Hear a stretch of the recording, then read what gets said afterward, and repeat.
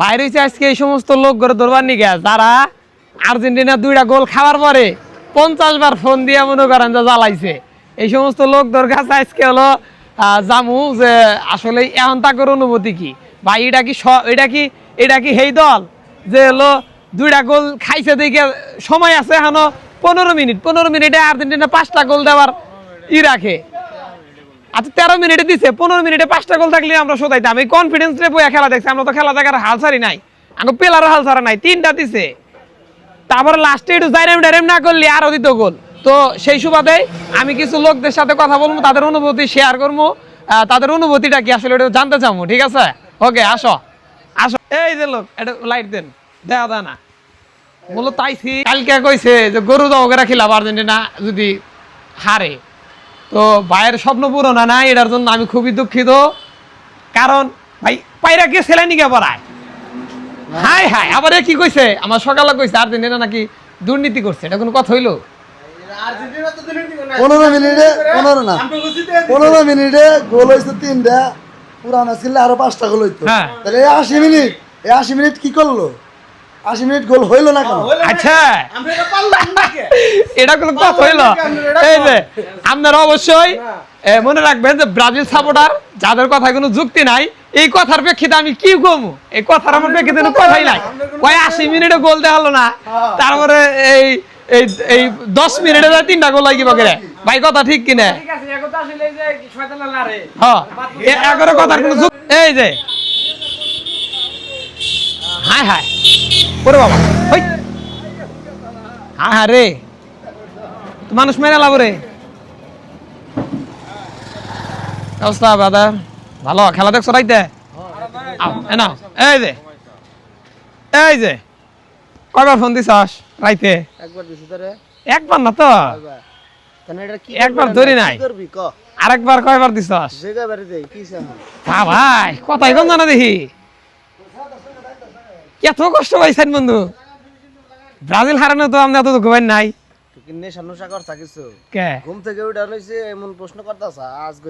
হায় হায়, তো দেখতেই পাচ্ছেন যে আসলেই যারা ব্রাজিল সমর্থক আছে তাদের সামনে যাওয়া যাচ্ছে না, তারা কোনো ইন্টারভিউ দিচ্ছে না।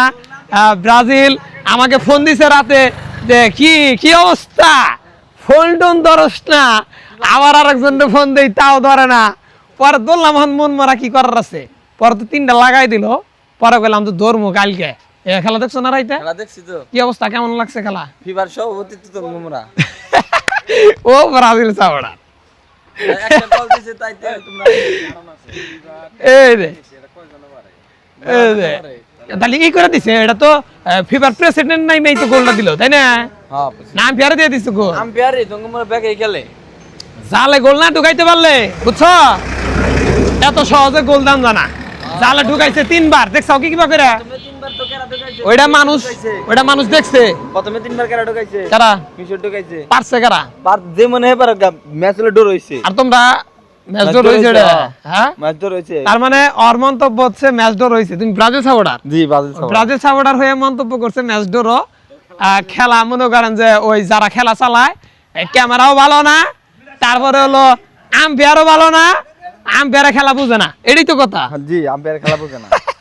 আর হলো তোমরা করছো কি, এই হলো মিশর হলো গোল দিছে, ইমপুরা আর্জেন্টিনা মোরা উমরা যায় ফাউল ধরছাও। ওই করছে কি করছে? ওই গোল দিছে ইমপুরা, ফাউল হইছে ইমপুরা। ফুটবল খেলা আছে, আমার কথা তো এটাই।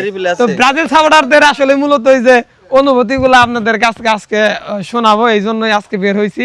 তো থাকেন আরো শোনাবো। আরো কথা বলি যে কালকের ফাউল নিয়ে আসলে দেখলেন অনেকেরই মন্তব্য, ঠিক আছে, যে মোহাম্মদ সালাহকে নাকি ফাউল করা হয়েছিল। তো ওইটা আর একটা ওই যে আর্জেন্টিনার প্লেয়ারের শরীরে যে পাড়া দিছে ওইটা, তো বিষয়টা নিয়ে আপনি কি বলতে চান? আপনার মতামত একটু জানান। আসলে কি ফাউল হয়েছিল নাকি যারা খেলা বুঝে না তাদের সম্বন্ধে আপনি একটু বলেন যদি। মূলত কি হয়েছে? মূলত হয়েছে মোহাম্মদ সালাহটাই আগে বলি। সেটা হচ্ছে গিয়ে মোহাম্মদ সালাহ যখন বলটা নিয়ে যেতে চলেছিল তখন হুলিয়ান আলভারেজ বলটারে হালকা একটু টাচ করছে, টাচ করার পরে তার মুভমেন্টটা চেঞ্জ হয়ে গেছে, মানে বলটা একটু পিছনে সরে গেছে, পায়ের নিচ দেয়া তার পিছনে সরে গেছে চলে গেছে। এবং মোহাম্মদ সালাহর মানে শরীরের যে একটা ব্যালেন্স, সেই ব্যালেন্সটা সে ঠিক রাখতে পারে নাই। সেই ব্যালেন্সটা যদি সে ঠিক রাখতে পারতো তাহলে অবশ্যই ওটা ফাউল ধরা চলতো, বা সে যদি পরবর্তীতে আবার যদি বল ওইটা পিছন দিকে ঘুরে যদি নিতে যাইতো তাহলে ওটা ফাউল ধরা চলতো, কিন্তু সে তো ওইটা করতে পারে নাই। সেই জন্যে আবার হচ্ছে গিয়ে হুলিয়ান আলভারেজের যখন পাড়া নিচ থেকে উঠায় তখন ওই মোহাম্মদ পায়ের সালাহ মাথা পায়ের লাগছে। সাথে মাথার সাথে হালকা একটু লেগে যায়, এই কারণে সে ব্যালেন্স হারায় পড়ে যায়, ঠিক আছে।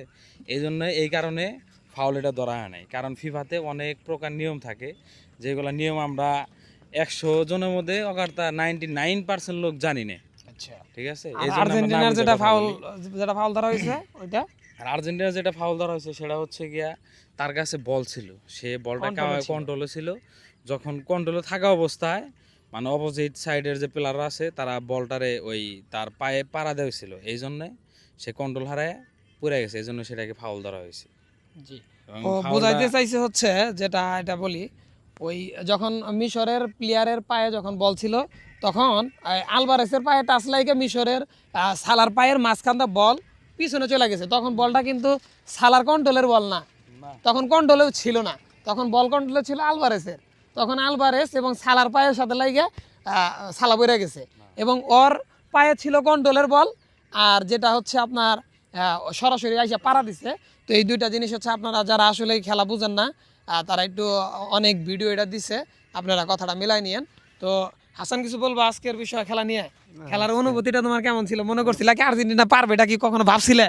এটা তো কোনদিনও ভাবছিলাম না, কিন্তু শেষ পর্যন্ত বাঁশি বাজার আগ পর্যন্ত একমাত্র আমি বলছিলাম যে দেখ আর্জেন্টিনা পারবো, যদি না পারছে সুমকা মারা কইস। এবং আমারও কিন্তু আত্মবিশ্বাস আছিল যে আমি হিসাব মিলাইছি 15 মিনিট আছে যেহেতু দুইটা গোল দেওয়া সম্ভব এই জন্য easily। আত্মবিশ্বাস ছিল, কারণ আজ পর্যন্ত মেসির ইতিহাসে যদি কখনো কোনো ম্যাচে যদি প্লান্টিক মিস করে তার মানে ওই ম্যাচ উইন। তার মানে মেসিরে কখনো প্লান্টিক মিস করাবেন না। গুলিরা যারা আসো যদি এই ভিডিওটা দেখো তাহলে মেসির প্লান্টিক ধরবার যায় না, তাহলে বিপদ আছে নাকি হাসান? হ্যাঁ ঠিক আছে। হয়তো ঠিক তোর আছে। ভাষাটা বুঝবো না, কিন্তু একটু বুঝা নিয়েন আর কি, এত সুন্দর তথ্য অন্য দলের জন্য আর কি আমরা প্রয়োগ করে দিলাম। তো আমাদের ভিডিওটা কেমন লাগছে অবশ্যই কমেন্টে জানাবেন, আর কমেন্টে কিন্তু জানাইতে হবে কথাটা কি আসলে সত্য কিনা।